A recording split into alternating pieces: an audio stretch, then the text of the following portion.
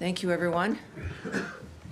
How are you? I looked up at a couple of my briefings and noticed that I looked a bit too much like Pete Bogman. So I got a haircut. It's funny when you look at, you're so busy and you look around and I thought, oh, this has got to be a little bit better. So that's what I've done. All right, thank you very much for joining us. Another full room, and I appreciate that very much. Lots going on, obviously. Let's start, though, with an announcement that many of you know already. Secretary of State Marco Rubio will travel to Jamaica, Guyana, and Suriname March 26th through 27th to advance President Trump's foreign policy priorities in the Caribbean. While in Jamaica, the Secretary will hold bilateral engagements with heads of state from Barbados, Trinidad and Tobago, and Haiti.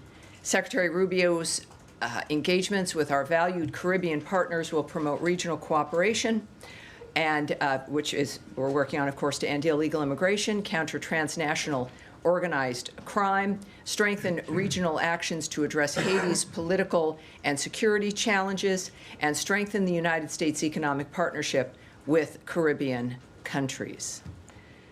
And that's my announcement. We're going to be doing that starting on Wednesday. A number of you are going to be joining us in what, for the Americans and people around the world watching, we have reporters who are stationed here at the State Department, and their coverage, their beat is the State Department, and they even travel with us. And that's always fun. So I'm looking forward to that once again. And we will start, dare I say, with Matt Lee. Okay. With the Associated Press. Thank you very much, Tammy. And thanks for the trip announcement. Yes. So over the course of the last day or so, embassies and consulates around the world appeared in what looks like it's a concerted social messaging campaign, have been posting tweets and Facebook accounts, some of which are somewhat aggressive and warning people not to come to the United States if they are planning to protest or cause riots or break the laws. My question is this: because it has always been an offense to not truthfully answer questions on a visa application form, which include your past and what your intents are, what you plan to do in the U.S. It has always been an offense that you can have your visa revoked or deported if you're found to be lying on this. I'm curious why it is that there is this coordinated effort to get this message out now, and in some cases using this kind of aggressive language, like, you lie to us, you're out, that kind of thing. Well, I think that it's clear that it's a conversation that has not been happening for a while. Certain issues are in the news right now. There's a lot of new things that the world is hearing from a new administration, the Trump administration, which is in office because of its commitment to make America great again, certainly safe again, secure again, more prosperous. The Secretary of State, obviously, as you've heard, quite often has remarked on that. And part of that is what Americans see and what has been happening over the last several years when it comes to certain violence, certain attitudes, a rise in anti-Semitism, and of course in some public cases, which I won't be speaking on. But for citizens of other countries who want to come to America, I think it's reasonable. Their own countries, there's certainly some countries which are reminding their citizens that if you're going to be going to the United States, or really the argument could be to any other country, is follow the law, behave yourselves, be a good visitor, and you'll be fine. But I think that the nature of any kind of warning or reminder, as it should be, as you noted, is appropriate considering the nature of the things we've been reminding people about, which is a visa is not an entitlement. A visa and a green card are not birthrights. These are privileges. You're granted them because of what you present to the United States in trying to get it. Consular officers also talk with people and they ask you questions about why you want to come. Every sovereign nation in the world has an interest in controlling who comes in, knowing who's coming into their country, what their intentions are. We've learned this over the last several decades about the importance of security at points of entry. The world knows it, and so do we, and it is a good reminder, and we look forward to people taking it seriously. All right. Yes, Andrea Mitchell. Thank you very much, Tammy. I know the administration has always been concerned about operational security for military actions and others, things that are classified. There has been an unprecedented, to my experience, breach of operational security by a public dissemination on signal of plans for the Houthi attacks and discussions about those plans that included it has been confirmed by the National Security Council. These included the editor-in-chief of The Atlantic, Jeffrey Goldberg, on this signal chat over a course of several days. And we should note that Mr. Goldberg did not publicize any of the classified members, CIA people who were on this chat, nor any of the classified information on the ultimate day, 2 hours before the attacks took place. He thought he was being punked, that it was some sort of a trap, but eventually notified the White House about this. And the White House has confirmed that it's authentic. Secretary Rubio was part of all of these conversations. First of all, why was the cabinet secretaries and the National Security Cabinet discussing a potential military operation on Signal, which is a public app? And why didn't they notice a phone number that was not part of their group? And how concerned is the secretary about the implications of this? Well, I have two very short things to say to you. First is that we will not comment on the Secretary's deliberative conversations. And secondly, that you should contact the White House. But in this regard, this was a very extensive series of conversations involving, a very important military action. And the Secretary of State is the leader of foreign policy. Shouldn't he have an opinion about this? Well, from this podium, I'm not going to comment, and never would I comment in any framework, the Secretary's deliberative conversations in any regard. But all right. Are you concerned yes, about the breach I'm not, of security? I've said it twice, and I appreciate your persistence. It's why you're who you are. But I won't be commenting on that particular framework. All right, Daphne, go ahead. Can I move to Russia, Ukraine? I wish you wouldn't, but yes, of course. Trump said today that territory was being discussed. So I just wanted to follow up on some comments that Witkoff made over the weekend about Crimea, Donbass, and regions annexed by Russia. He said that the question is, will the world acknowledge that those are Russian territories? Is it the administration's view that Russia has a legitimate claim to these regions? What I can tell you, first of all, of course, is I'm not going to speculate. And once again, because of the approach of this administration, there are a lot of diplomatic talks going on. There's a lot of summits happening. There's a lot of conversations happening, the supermajority of which I cannot comment on to you about those kinds of discussions or the commentary from which they may or may not have been gleaned from. What we do know, and I would refer back to the nature of what we're trying to do here, and what we've said is first and foremost in our mind. There's one thing in front of us that everyone is doing, and that is to secure the peace of that region, of those two countries, which more even than the region, the entire world. And that's the singular thing that is being worked on right now in Saudi Arabia. It is the singular thing that the president has been focused on. It is what the secretary has been working on pretty much from day one, which is, what are we in, the 9th week at this point. And dramatic changes have already occurred. Fabulous changes have occurred because of the focus, and there's really no other way to do it. You've got to have a dynamic that you're going to convince people that they can embrace and agree to. And the only way to do that is to stay with a framework that doesn't change, doesn't morph, where there's not distractions that you led away from the focus on what it is we're trying to accomplish. So that's what we're dealing with in this regard. And I think just a reminder that until there is a ceasefire, a full ceasefire, That's when, as the President has noted, and certainly the Secretary, that until there's a ceasefire, that's when we can then discuss the differences in what proceeds after that when it comes to an enduring peace. Yes. Thanks, Tammy. All Can I right. switch to the Middle East, or did you Well, want do we have any more Ukraine, Russia? Yes, sir. Go ahead. Thank you, Tammy. Just to follow up on the question my colleague asked, I understand you don't want to comment on Witkoff's comments. Some of them, are reflecting Russian viewpoint. Ukrainians do appreciate this administration's effort to solve the problem, but they want to trust you. When they hear what we heard during the interview, how do you want to build that trust on the Ukrainian side? Well, I think that this is why I urge people to look at the nature of what we're accomplishing here and what the end result is. It's not a TV show. This is people working to get to an end result that everyone agrees with.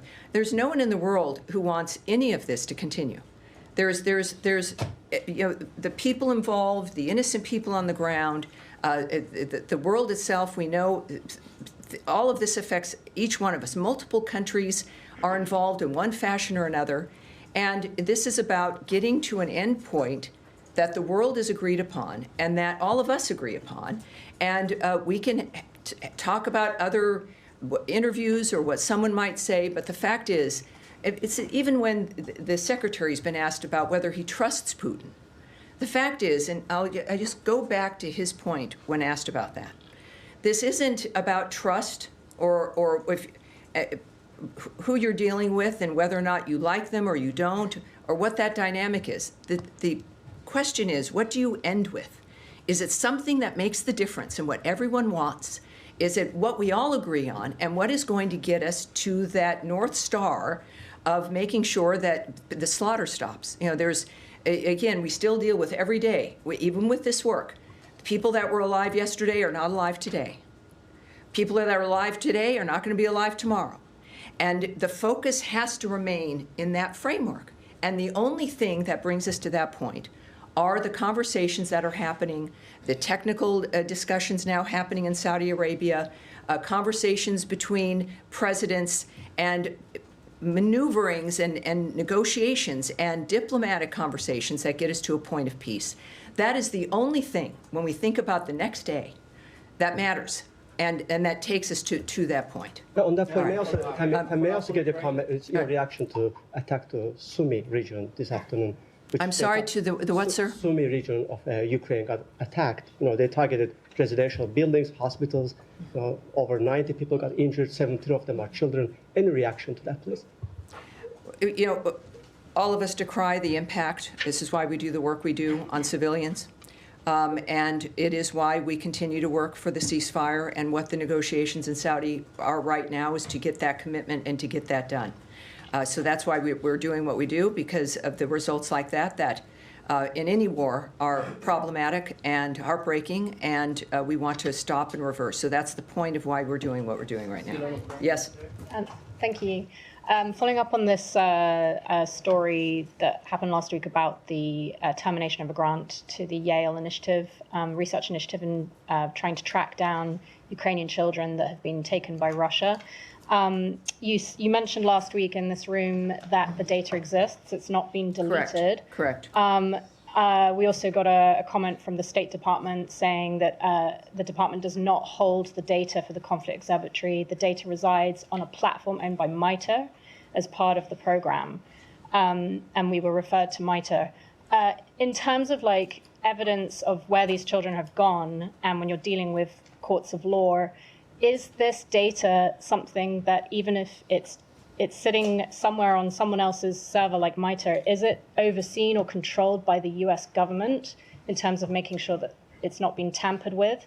And is there a concern that with that particular initiative, the grant to that initiative terminated, is there a concern that there's a delay in the work that these researchers were doing in terms of more of a search and rescue of these particular 30,000 children now being hindered? Well, as you noted, and I will confirm again, is that the data exists. What I will say to your question is that we know it is secure. And that is all I'll discuss about the nature of where it sits and where it is. It's secure. I will also mention something I'd mentioned to you actually earlier, which is that this data and this kind of a program, the grant has been stopped, of course, but it doesn't mean just because something has changed, as this has, that it disappears or stops or becomes something that we can't use. So I would just remind you that there's a variety of dynamics that are occurring when it comes to the world knowing about those missing children, the nature of, I know, President Trump's concern about those missing children. The world is concerned, and the fact, to say the least, Ukraine has been advocating for this. They've been passionate about saving their nation and certainly getting those children back from Russia. And I think that this is, when we think about now the nature of the negotiations, or certainly the conversations, that is part of those conversations, and it's something that we all hope will be resolved sooner than later. Yes, sir. We ready to move on to the Middle East, or you want? I think we should. Sure, let's do it. So 2 topics for you. I'll squeeze them in back to back. Mahmoud Khalil, there was a DOJ brief filing with the court regarding his case. And one of the assertions in there was that he had failed to mention part of his resume, part of his history. And one of the things that DOJ brought up was his work with UNRWA. So I know you can't comment on a particular visa case. I'm not going to ask you. I know the drill. But in a larger perspective, does the State Department now look upon work with UNRWA as a potential negative when applying for a green card or other visa? That's question 1. Question 2, on Friday, Dorothy Shea, who heads up on an interim basis the U.S. mission to the UN, called Security Council Resolution 2334 a mistake. It's been, for the most part, the defining policy around settlements for a while now, other than the first Trump admin. The spokesman for the mission told me there's been no change in policy. Her statement doesn't reflect a change in policy. But obviously, she calls it a mistake. It means something. What is the position right now of the Trump admin and the State Department on Israeli settlements beyond the Green Line? Are we going back to the Pompeo doctrine? Is it going to be used as leverage to expand the Abraham Accords, which Vice President Vance brought up today? What is the position? Speculation. I've just got to get my speculation book out. I'm not going to speculate. I'm not going to guess what's in the minds of diplomats, and diplomats are involved, including an ambassador and her statements. I'm not going to speculate on any of that, what they mean, or what other leaders are going to do or not do. And I appreciate, we all have questions about certain things. What I can say, well, now I have to say what I can say about what I can't say regarding your first question, is that you mentioned, of course, that there are court filings, and you mentioned the detail of what you say is in a court filing. I'm not going to expand on that either. So what I can say in general is what the Secretary has said, what the President has said, what I have said on numerous occasions, and as brought up here just a little bit ago as well, when it comes to the nature of messaging regarding visas and what the United States expects, and I think what every nation expects. When someone is knocking on the door saying, "Can we come in?" America's answer to that has usually been a resounding yes, please do, using the regular legal system to do it. But the reason that system works is because there's order to it. And we have expectations to what it is you say to us. And if you have an order and expectations and they're never enforced, or it doesn't matter and other people see that, it means that none of the laws mean anything, the regulations don't mean anything, and you're not even really a nation. You're a nation effectively without borders and controls. And no nation operates in that fashion. So it's not, again, certainly not commenting on any particular filing or any particular case. If you lie in your efforts to come to the United States to get a visa for any reason, or for a green card, maybe there haven't been repercussions, or we haven't done things properly in the past.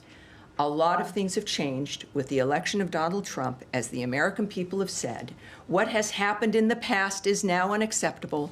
We see the impact on people's lives, everybody's lives, and it's not anything new. We want to have the order back. We want to have the the rules, the expectations, the values back to how we make our decisions. So it is an important message. It's a normal message. It's a reasonable message.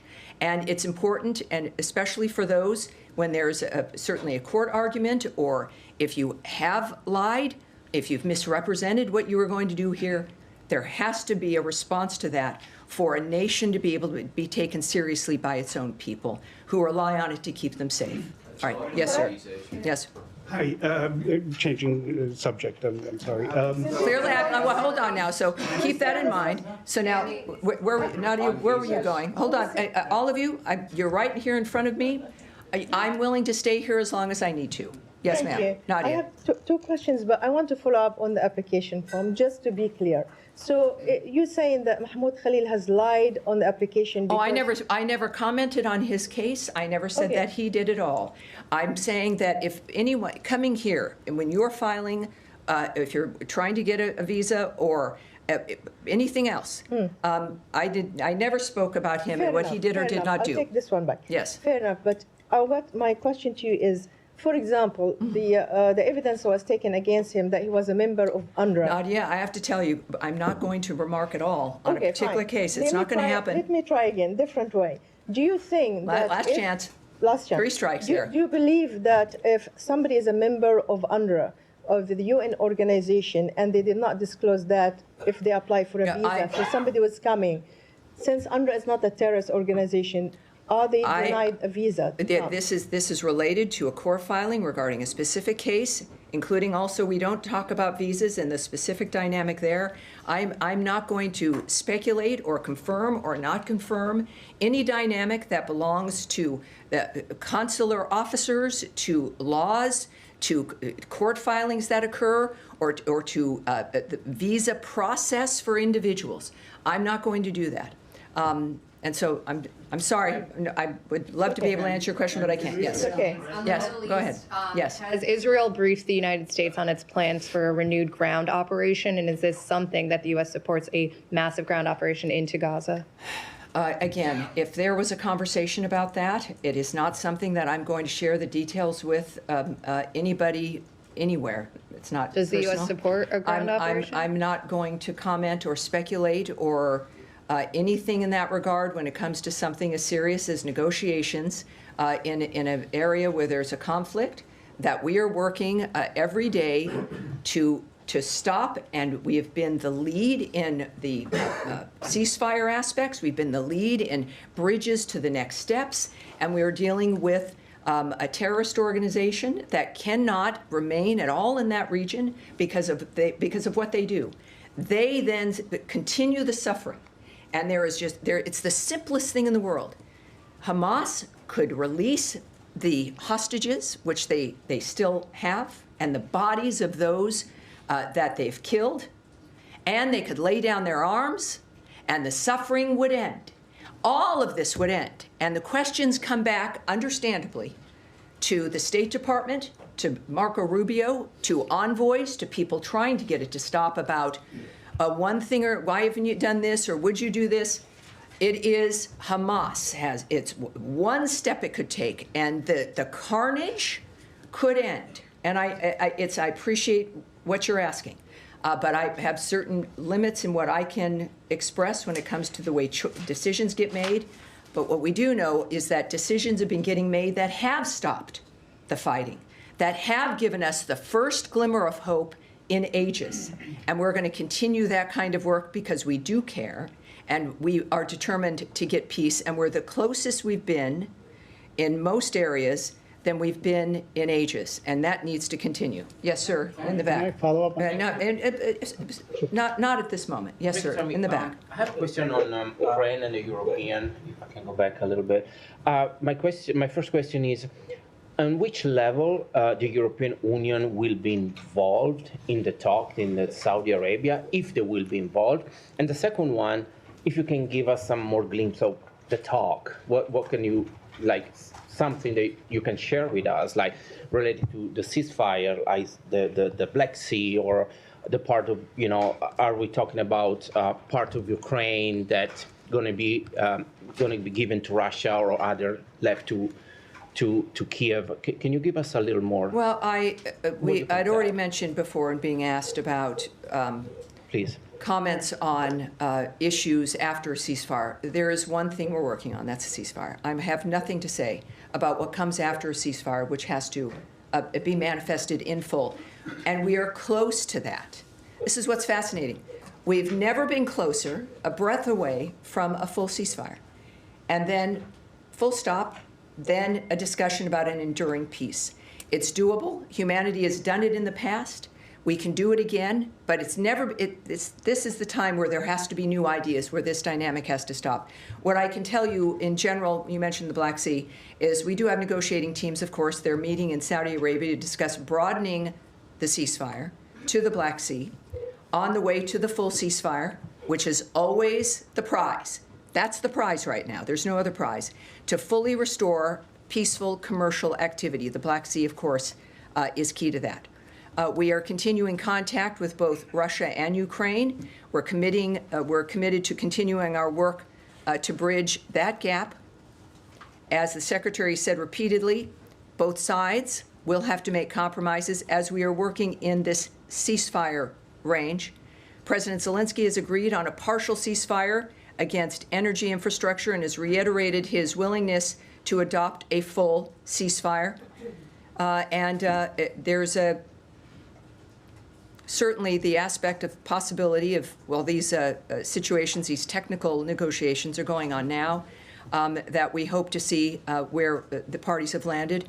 And our work is about coming to an agreement about how we're going to make this happen. But the Black Sea is now directly discussed, and let's hope we have some success here. About the European Yes, sir. involvement.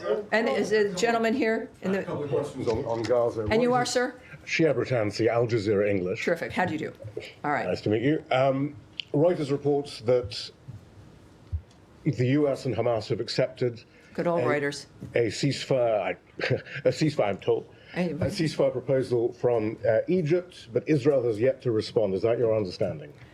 I don't have an understanding about what might be negotiations, nor am I going to speculate or guess. Of course, things we do know is that the Egyptians care about this situation. There is the Arab plan. We know that has been discussed. We know how the Arab plan has not met the requirements of the Trump administration in a couple of instances, and when it comes to certainly Gazans and their safety in this process. No, I don't have a comment on that. The Israelis have killed 2 more journalists, Hossam Shabbat of Al Jazeera Mubasher, Mohammed Mansour of Palestine Today. That brings the number to 208. Each one was individually targeted. The IDF says they used extensive intelligence gathering and precise munitions. Shabbat killed in his car, Mansour in his house. The Committee to Protect Journalists has once again noted that the deliberate targeted killing of journalists is a war crime. Do you have any comment? I would say that every single thing that's happening is a result of Hamas and its choices to drag that region down into a level of suffering that has been excruciating and has caused innumerable deaths. And of course, their reaction on October 7th, when there was a ceasefire and people were living in some relative peace, they decided to break that with an atrocity that was just certainly the most Jews killed in a single framework than during the Holocaust. And we also, I can tell you, we stand by Israel and its needs as it defends itself through this period of time, as we also work with them so that they don't need to defend themselves from the barbarity of an entity that has destroyed lives for generations and continues to. So for everyone who has, so many people who do so many jobs and who've lived different lives, and the children and the babies who didn't have a chance to seek their fortunes or their life dreams because of the barbarity of certain people who think that murder is the only way to move through life. Is it a war crime? And I will tell. I'm certainly. I'm not going to stand here and declare what's a war crime and what isn't. But what we do know is a crime is the mass slaughter of any individuals. Certainly, the targeting of people simply because of who they are. That Jew hatred is a signal regarding the barbarity and the nature of who it is you're dealing with.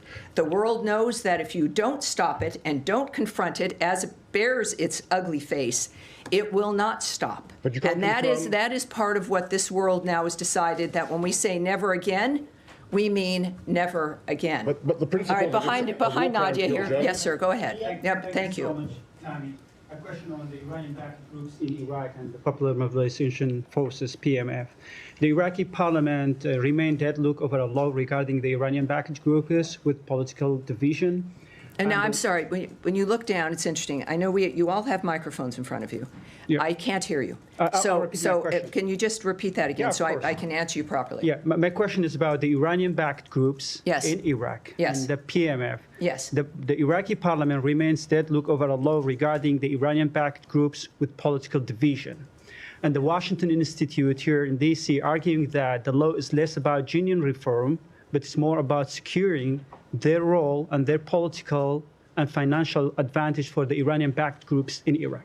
But my question is that how this administration assess the role of the Iranian-backed groups in Iraq. And the second question, there were reports circulating that this administration, including State Department, has requested the Iraqi government to dissolve the militia groups and the PMF. Have you made such a request? I can tell you a few things here. First, to strengthen Iraq's sovereignty, the government of Iraq must ensure it has command and control of all security forces within its borders, to include the PMF. These forces must respond to Iraq's commander-in-chief and not to Iran. We are also concerned that these Iran-aligned groups within the PMF, including designated foreign terrorist organizations, engage in violent and destabilizing activities in Iraq. We continue to urge the Iraqi government to rein in these groups and hold them accountable for breaking Iraqi law. The president has no higher priority than the safety of U.S. personnel, and he has made it clear that the United States will defend itself, its personnel, and its interests. So I hope that answers your question. Yeah, thank you. Yes, Saeed, please. Thank you. You've been. Tammy. Yes, Very of course. quickly, I have a couple of questions. One on I'm not Gaza. surprised. One on Gaza. Thank you. One on Gaza and one on the West Bank. On Gaza, I want to ask you about the humanitarian situation. It's been determined that over 97% of Gaza's underground water is unfit for human consumption, and it's being held. Are there, aside from possibly talks for a ceasefire, another ceasefire, and so on, are there any talks that you're aware of to get the humanitarian aid going, especially the water going? And second, I want to ask you on the West Bank, but I'll wait until you answer this. Well, this is why we want, and we're very disturbed when Hamas did not perform to make sure that the ceasefire could continue, that they did not do what they said they would do. So we know, of course, when it comes to the groundwater, of course, it's a crisis. It's exacerbated by the fact that you have a terrorist group that just doesn't care. When you think about the nature, we're concerned about groundwater. We know wherever you are and whoever you are, about what makes life possible. And yet you are dealing with an entity controlling and had controlled that area that not only is not caring about the nature of a quality of life, they don't care about life at all. Their reason for being is to use human beings as human shields and to murder and to rape, to just create a kind of suffering that is unimaginable for civilized human beings. So, of course, we care about this. This is why this administration has been determined and has been focused on changing that environment so it doesn't repeat for every generation. There's a certain point where all of us in this room will be gone from this planet. And your children, or the people you know, and your grandchildren will be sitting in these chairs. If we can, as our generations, can try to please, there'll always be problems. But with what we've learned over the last several centuries, certainly the last century, and the beginning of this one, is that it cannot continue, so that they can have other conversations, and maybe even better ones. But that has got to be what we focus on, and I think that it's I don't want to just say it's not a given. But every time I see you, Saeed, you ask me questions and I answer you in a similar way. And I believe I like you. You've gotten to know me a tiny bit. is that I am serious when I say these things to you and say them to you from my experience working in this building with the people who've devoted their lives to dealing with these issues. People, I've mentioned the career people before, the bureaus that are in this building that work on the issues in the regions, certainly the people who are voted in by the American people. And it is every day, maybe I don't know what happened before in the last 50 years that makes it still an issue now. We are serious, beyond serious, that it's going to end. So I'm going to leave from there because I do, through the rest of the day and through this briefing, I end up answering, I think, many of your questions. Okay. And we're going to continue on. All right, now we're waiting patiently. Thank you, sir. Thanks, Tammy. Since this is my first briefing with you, Leon Bruno, AFP. Excellent. Thank you, sir. Everyone appreciate it. Is aware. Yes. I have two unrelated questions. Please. No way. Unrelated. All right. Unrelated, yeah. The first is I'd like to go back to an issue which I think is important, which is U.S. aid and humanitarian aid in general. I know you've been asked about this, and you've said that the administration wanted to go after waste and fraud and what have you. Well, they wanted to. When they did. Yeah. Yes. There's been many dire warnings today from UN AIDS agency. Last week from the UNICEF, the children agency. Also last week from the UNHCR, the refugee agency. Basically, the bottom line is, okay, you cut funding, you did this, you did that, but it's having and will have a major impact because it's disrupted many programs, especially from the UN and all that. So, and by dismantling USAID, who are experienced in delivering aid, and there were thousands of people doing it, who is actually doing now the control, coordination, and distribution of whatever aid is left at State Department? Are you equipped for that? And second, related to this is, what is your general comment as to these very dire warnings from very serious people about the millions of children or people who are going to suffer? Yes. And then unrelated question after. All right, thank God, because I was going to want to answer this one certainly first. And you haven't been here because we have been talking about this a lot. So I'm going to say something that everyone has heard in one fashion or another, which is a reminder that just because a structure has changed or stopped does not mean that the nature of our work in that issue has stopped. That because a certain building might be named something else, or a certain program has ended, or that a certain department is over or made smaller, does not mean that that's the reflection of our commitment to foreign aid or to helping the world. That is pretty much what America's done from the start, and we continue to do because it matters. But it will only work when we understand whether or not it is working to accomplish the thing that the people running it say it would accomplish. If the money that is spent is actually, again, according to Samantha Power on her way out as the lead of USAID last year, said 7 to 10% of the money afforded to programs through her entity only gets to the people that need it, making a person wonder, and this is a new debate, of where does the other 90% go? So it is the height of irresponsibility to give people hope with spending billions of dollars, and it's not even reaching the people that you've told that it is supposed to go to. They don't see it. And you don't see the world getting better, do you?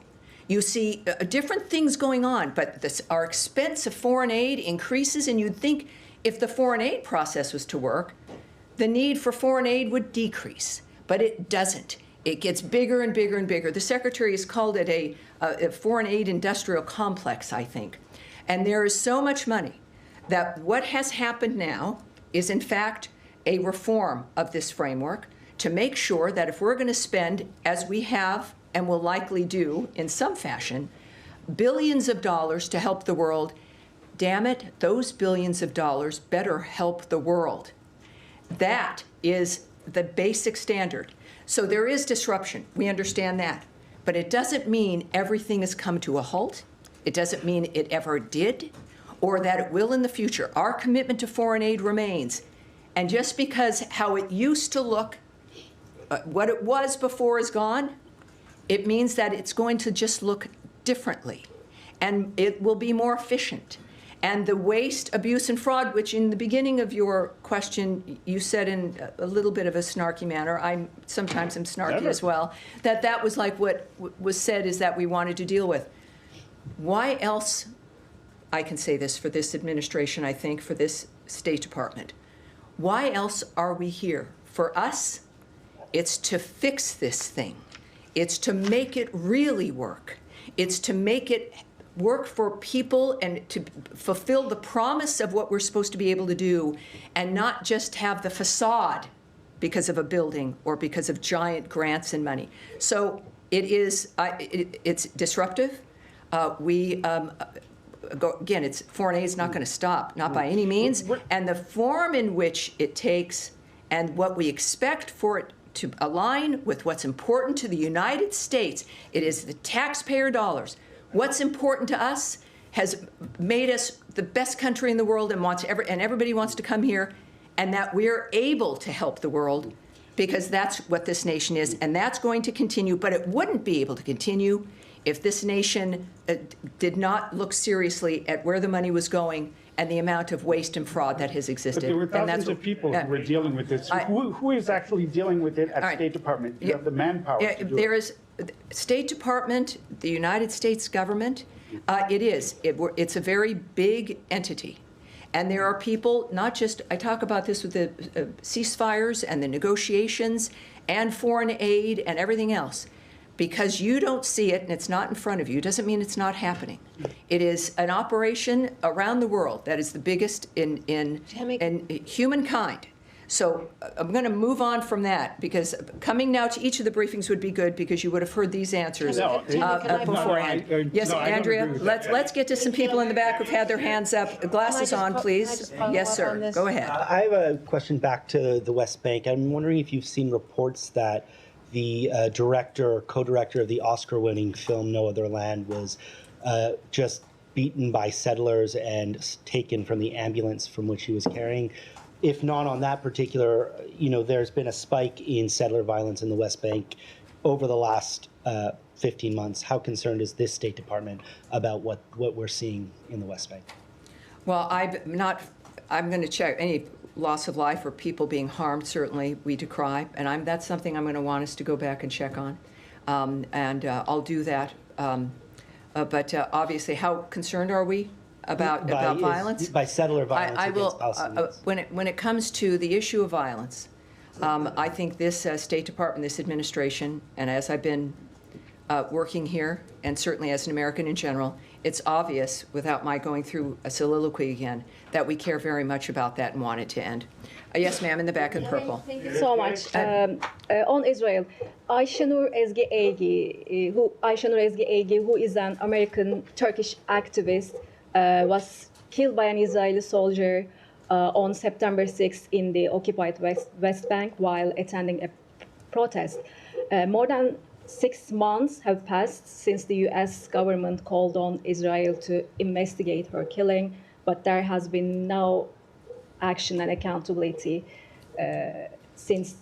until this date. So I'm wondering if the administration pursuing justice and accountability for Ayşenur and other Americans who were killed by Israel, and would you support an independent investigation into her killing as demanded by Ayşenur's family? Again, because of the world we live in, often I have to say we decry the harming or the injury or the killing of anyone.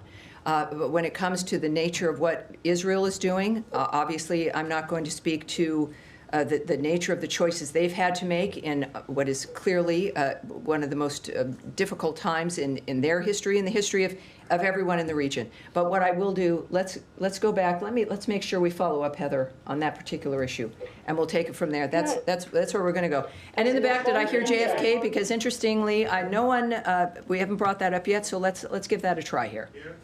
Who is JFK? So who keeps saying JFK? Excellent, thank you. In the back? All right, let's do it. JFK assassination is obviously back in the news, and Jefferson Morley of JFK Facts was on Bill O'Reilly's show, analyzing some of the documents that the Trump administration has released.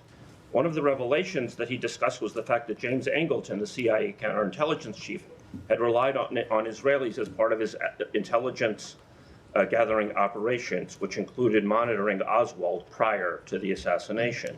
As you may be aware, JFK in the summer of 1963 was deeply concerned with Israel acquiring nuclear weapons. He had sent a series of letters to Ben-Gurion, Israel's founding prime minister, demanding that Israel allow inspectors. Ben-Gurion resigned just when he was pressed on the issue. I've got something I can say to this. Yeah, I do. You want me to say something? I got a question for you. All right. Israel continued stalling the inspections, and JFK was, of course, assassinated in November. Every president since has adopted Israel's policy of refusing to acknowledge the existence of Israel's nuclear arsenal.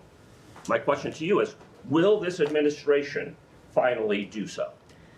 Boy, we went from JFK and then to now Israel's nuclear arsenal.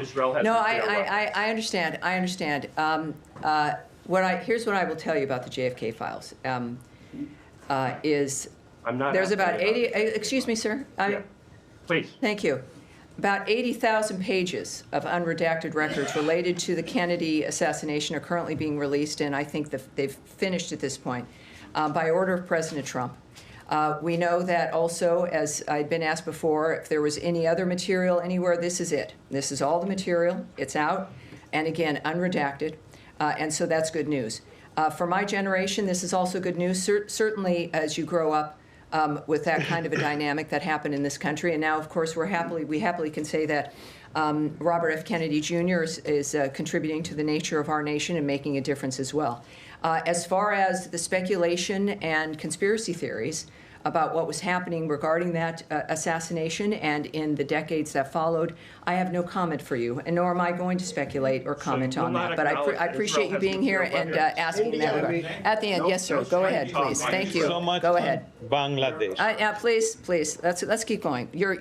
Thank you, Tammy. On Bangladesh, I have two questions. Bangladesh Army Chief warns of imminent Islamist extremist attacks on Bangladesh. Given the U.S. commitment to counterterrorism, what step is the U.S. taking to prevent Bangladesh from becoming another Afghanistan? Tammy, I have second question. How is the U.S. government addressing the unlawful imprisonment of journalists under Mohammed Yunus government and working to uphold press freedom in Bangladesh? Thank you. Yes, well, with the questions that we deal with a lot, I think that we go back to what's most important in the nature of how we handle other countries, what we expect of them, if we consider them our friends, the diplomatic scenario. Fortunately, we have an administration and a Secretary of State who's completely committed to diplomatic resolutions, to face-to-face conversations with our friends around the world, and certainly the impact, hopefully, of our strength and our president, who is known for taking things seriously, to know that we expect every country, certainly Bangladesh and others, to say the least, to follow the rules of human rights and to be cognizant and fair regarding the behavior and what their own citizens expect from their government. So I think that's a North Star for any nation, and I'm going to move on. We'll get one more in here. Yes, right here. Right here. Ahead of Secretary Ushavance's planned trip to Greenland later this week, Greenland's prime minister called the visit a sign of American aggression and said that we're now at a level where it can in no way be characterized as a harmless visit from a politician's wife. Do you have a response to those comments, and do you see the relationship between the U.S. and Greenland as having deteriorated over the course of the past couple months? Well, I can tell you about the Second Lady's trip, so we'll start there. As the White House has announced, Second Lady Usha Vance will travel to Greenland with her son and a United States delegation to visit historical sites, learn about Greenlandic heritage, and attend Greenland's national dog sled race. The delegation will depart for Greenland on Thursday, March 27th, and return to the United States on Saturday, March 29th. When it comes to, I think, the details, the relationship between those two countries in particular, I would refer you to the White House for that. All right. I think that's it. All right. We're good. We're good. Thank you, everyone. I'm glad we got as much covered as we did. And no doubt, I'll be back on Friday, so we will be here Friday.